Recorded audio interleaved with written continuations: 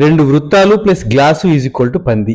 మొదట పెద్ద వృత్తము, తర్వాత దానికి ఆనించుకొని ఒక గ్లాసు, అందులో రెండు చిన్న వృత్తాలు, దానికి ఆనించుకొని రెండు వృత్తాలు, తర్వాత దానికి ఆనించుకొని పెద్ద వృత్తము.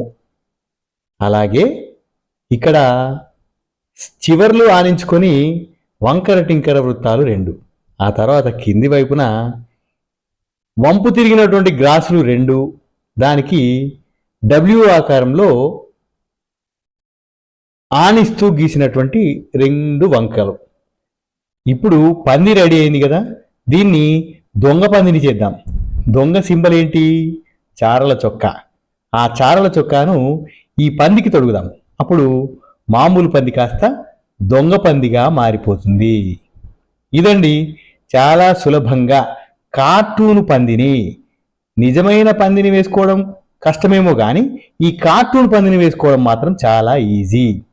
రెండు వృత్తాలు, అలాగే గ్లాసు, అలాగే వంపు తిరిగినటువంటి వృత్తాలు, డబ్ల్యూను వేసుకోగలిగితే ఇలా పంది కార్టూన్ రెడీ.